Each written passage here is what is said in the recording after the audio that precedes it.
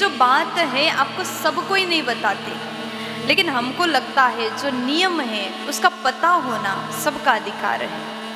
शास्त्र का नियम क्या है? अगर मनुष्य इन नियम का पालन करता है तो उसका बुद्धि सदैव सुंदर रूप से काम करता है। कहते हैं ना, जैसे शुद्धि वैसे ही बुद्धि बन जाता है। आप कितना पवित्रता का ध्यान रखते हैं उसी हिसाब से बुद्धि का निर्माण होता है। सत्य, दया, दान और पवित्रता ये धर्म के मेन 4 मूल स्तंभ हैं। आज के मनुष्य को अगर धर्म के पथ पर चलना चाहता है कि सत्य, दया, दान और पवित्रता, इन 4 बातों का विशेष ध्यान रखना चाहिए। लेकिन आज के लोग इन बातों को धीरे धीरे भूल रहे हैं। ये धर्म के 4 चरण हैं, लेकिन लोग सत्य से ज़्यादा झूठ पर बिलीव करते हैं, झूठ में विश्वास करते हैं। दया लोगों के मन से धीरे धीरे खत्म हो रहा है। दान भी लोग धीरे धीरे कम करने की कोशिश करते हैं। लेकिन पवित्रता को भी आज के लोग धीरे धीरे छोड़ रहे हैं। आज भी ऐसे बहुत से लोग हैं जो पवित्रता का ध्यान रखते हैं।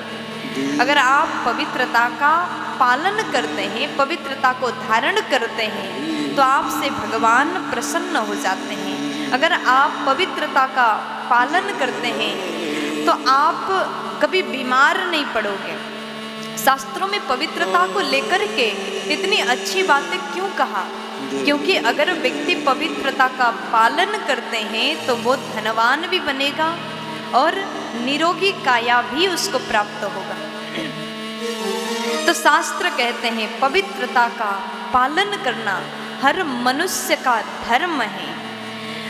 तो कहा जाता है कि अगर आप लघु संका जाते हैं तो भी उसके बाद में कुल्ला करना, हाथ पांव धोना अति जरूरी है। 4 बार कुल्ला करने का नियम है। हमने ये बात इसलिए बताया क्योंकि छोटी छोटी बातें सबको नहीं पता होता। बड़े बुजुर्गों को तो पता होता है, वो लोग सिखाते हैं। हम लोगों ने भी सीखा, शास्त्रों में पढ़कर, बड़े बुजुर्गों के मुंह से सुन कर के इन बातों को सीखा है। अगर आप लघु संका जाते हैं तो 4 बार कुल्ला करने का नियम है।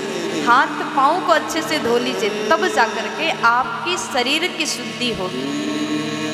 अगर आप शौच जाते हैं तो उसके बाद तो नहाने का नियम है। जब तक आप शौच जाकर के स्नान नहीं करते तब तक आप भगवत कार्य के लिए शुद्ध नहीं हैं। तब तक आप भोजन नहीं कर सकते।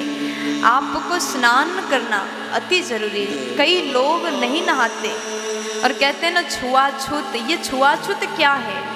जो व्यक्ति लघु संका जाकर के, शौच जाकर के स्नान को नहीं करता, कुल्ला नहीं करता, हाथ पाँव नहीं धोता, उसने अपने शरीर की शुद्धि का पालन नहीं किया, ध्यान नहीं रखा, तो देव कार्य के लिए, पितृ कार्य के लिए कभी वो व्यक्ति अधिकारी नहीं होता। इसलिए सबका छुआ हुआ नहीं खाना चाहिए। इसलिए कहा जाता है अगर आप अपने शरीर का शुद्धि करते हैं तो आप आपके छुए खा सकते हैं। कई बार कहते हैं ना, इनका तो हम छुआ पानी भी ना पिए। क्यों कहते हैं? आपने कई बार लोगों के मुंह से सुना होगा, अगर इसने छू लिया तो हम पानी भी नहीं पिएंगे। वो इसलिए कहते हैं कि वो शौच करके स्नान नहीं करते, लघु संका जाकर के हाथ पाँव नहीं धोते, कुल्ला नहीं करते। ऐसा करने से कई लोग विचार भी करेंगे ये सब पुरानी बातें हैं।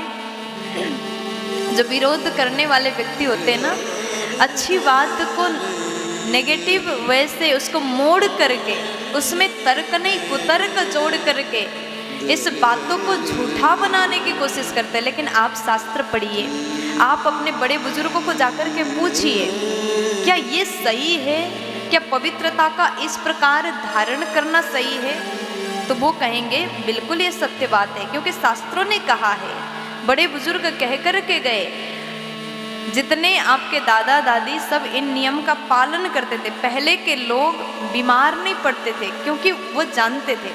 अभी कोरोना काल में आप कुछ भी कर लेते थे तो तुरंत हाथ को हैंड वॉश करते थे, अच्छे से धोते थे, बार बार सैनिटाइज यूज करते थे, सैनिटाइजर आप लगाते थे, हाथ को शुद्ध करने की कोशिश करते थे। कहीं छू लिया तो तुरंत सैनिटाइजर आप यूज़ करते थे। क्यों?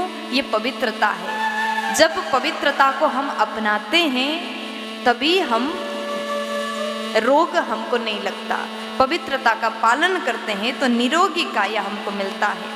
और भोजन करने के बाद की शुद्धि के बारे में भी बताया गया। जो व्यक्ति भोजन करने के बाद केवल टिश्यू से मुंह को पोंछ करके चला जाता, हाथ को पोंछ के चला जाता, वो शुद्धि नहीं है। लोग ऐसा करते हैं, लेकिन जब तक भोजन के बाद पानी ना पिया जाए तब तक आप शुद्ध नहीं माने जाओगे। बहुत ज़्यादा पानी नहीं तो कम से कम 1 घूंट पानी पीने का नियम है, तब जाकर के आपके शरीर का शुद्धि होगी। प्यार से बोल दीजिए ना।